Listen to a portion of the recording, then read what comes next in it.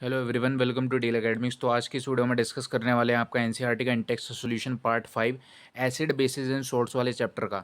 जो इसके चारों पार्ट हैं वो ऑलरेडी हमारे चैनल पर अपलोड कर दिए गए हैं। अगर आपने अभी तक नहीं देखा है तो आपको जो लिंक है वो डिस्क्रिप्शन बॉक्स में मिल जाएगा चारों पार्ट का।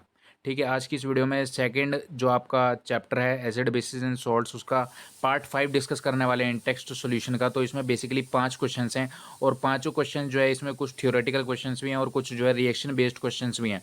ठीक है, तो बहुत ही इजी क्वेश्चंस हैं, इसमें आपको ज़्यादा घबराने वाली बात नहीं है। सबसे पहले क्वेश्चन को पढ़ते हैं और स्टार्ट करते हैं वीडियो को विदाउट वेस्टिंग एनी टाइम। पहला क्वेश्चन कह रहा है कि what is the common name of the compound CaOCl2। तो यहाँ पर एक कंपाउंड दे रखा है आपको CaOCl2। इसका कॉमन नेम आपसे पूछा गया है, CaOCl2 का कॉमन नेम आपसे पूछा गया है। तो CaOCl2 का कॉमन नेम क्या होता है, ये बेसिकली क्या है, आपका ब्लीचिंग पाउडर है। ठीक है, इसको हम बोलते हैं ब्लीचिंग पाउडर। ठीक है, ब्लीचिंग पाउडर। ठीक है, CaOCl2 जो है वो आपका ब्लीचिंग पाउडर होता है। और अगर आपसे एग्जामिनेशन में पूछा जाए कि इसका केमिकल नेम क्या है, तो केमिकल नेम इसका है कैल्शियम ऑक्सीक्लोराइड। ठीक है, तो आपका जो कॉमन नेम है इस कंपाउंड का वो है ब्लीचिंग पाउडर। और अगर आपको केमिकल या फिर मॉलिक्यूलर नेम पूछा जाए आपसे एग्जामिनेशन में तो आप इसे लिखोगे कैल्शियम ऑक्सीक्लोराइड। ठीक है, सेकंड क्वेश्चन पढ़ते हैं। सेकंड क्वेश्चन कह रहा है कि name the substance which on treatment with chlorine yields bleaching powder. यानी कि एक ऐसे सब्सटेंस का नाम बताना है जिसका अगर हम रिएक्शन करा दें क्लोरीन से तो हमें ब्लीचिंग पाउडर मिलेगा। ठीक है, तो वो सब्सटेंस जो कि रिएक्ट करता है किसके साथ, क्लोरीन के साथ, ब्लीचिंग पाउडर की फॉर्मेशन के लिए, वो आपका होता है कैल्शियम हाइड्रोक्साइड या फिर इसे आप कह सकते हो स्लेक्ड लाइम। ठीक है, जब कैल्शियम हाइड्रोक्साइड रिएक्ट करेगा आपका क्लोरीन के साथ तो उस केस में आपकी कैल्शियम ऑक्सीक्लोराइड या फिर कह सकते हो आप ब्लीचिंग पाउडर की फॉर्मेशन होती है। ठीक है, तो ये आपका सेकंड क्वेश्चन था। सेकंड क्वेश्चन में आपको क्या आंसर लिखना है, कैल्शियम हाइड्रोक्साइड या फिर आपको स्लेक्ड लाइम।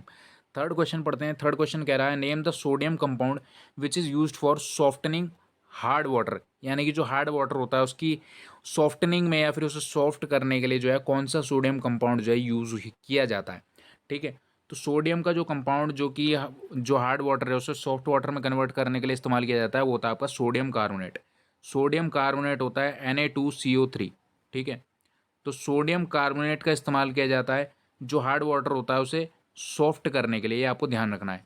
ठीक है, चौथा क्वेश्चन कह रहा है कि what will happen if a solution of sodium hydrogen carbonate is heated, give the equation of the reaction involve.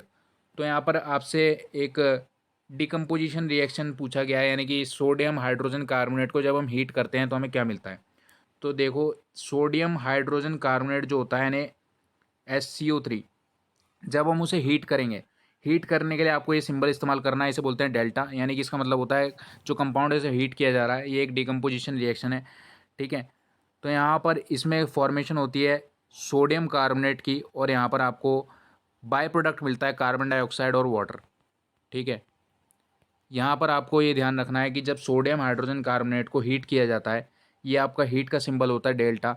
जब हम इसे हीट करते हैं एक बेसिकली डिकम्पोजिशन रिएक्शन होता है, तो सोडियम कार्बोनेट यानी कि सोडियम कार्बोनेट की फॉर्मेशन होती है और साथ ही साथ कार्बन डाइऑक्साइड गैस इवॉल्व होती है और वाटर की फॉर्मेशन होती है।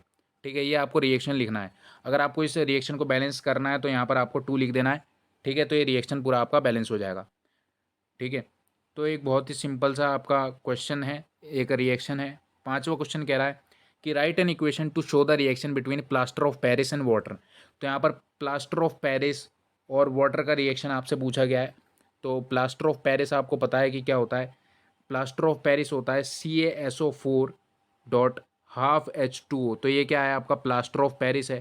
ठीक है, इसका वाटर के साथ आपको रिएक्शन पूछा गया है। तो अगर प्लास्टर ऑफ पेरिस रिएक्ट करता है 1.5 मॉलिक्यूल ऑफ वाटर के साथ, ठीक है, 1.5 मॉलिक्यूल ऑफ वाटर के साथ रिएक्ट करता है तो उस केस में फॉर्मेशन होती है CaSO4 डॉट 2H2O की। ठीक है, ये आपका कंपाउंड क्या होता है, इस कंपाउंड को हम बोलते हैं जिप्सम। ठीक है, डिप जिप्सम जो है आपका प्लास्टर बनाने के काम आता है। ठीक है, इस कंपाउंड को हम क्या बोलते हैं, बेसिकली एक केमिकल कंपाउंड होता है which is used for the formation of plaster. तो इसे क्या बोलते हैं, हम इसे बोलते हैं जिप्सम। ठीक है, तो ये आपको रिएक्शन लिख देना है जब आपसे एग्जामिनेशन में पूछा जाए कि जब प्लास्टर ऑफ पेरिस, ये जो होती है POP होती है, प्लास्टर ऑफ पेरिस जब रिएक्ट करेगा हम वाटर के साथ तो उसका रिएक्शन बता दो। तो CaSO4.12H2O जिसे हम प्लास्टर ऑफ पेरिस बोलते हैं, जब वो 1.5 मॉलिक्यूल ऑफ वाटर के साथ रिएक्ट करेगा तो CaSO4.2H2O की फॉर्मेशन करता है, जो कि जिप्सम होता है, जिसे बेसिकली जो बिल्डिंग मटेरियल है उसको बनाने के लिए इस्तेमाल किया जाता है। ठीक है, तो ये पांचवा जो क्वेश्चन था ये भी काफ़ी थ्योरेटिकल और थोड़ा सा रिएक्शन बेस्ड क्वेश्चन था। बस आपको इतना ध्यान रखना है कि जब आप एग्जामिनेशन के अंदर इन क्वेश्चंस को पढ़कर जाओ तो ये ज़रूर ध्यान रखना है आपको कि अगर थोड़ा सा भी क्वेश्चन मॉडिफाई होता है तो आपको जो है, आप इतनी आपने थ्योरी पढ़ी भी होनी चाहिए कि आप जो है उस क्वेश्चन को भी आंसर कर पाओ, अगर थोड़ा सा भी क्वेश्चन को घुमा दिया जाए या फिर मॉडिफाई कर दिया जाए।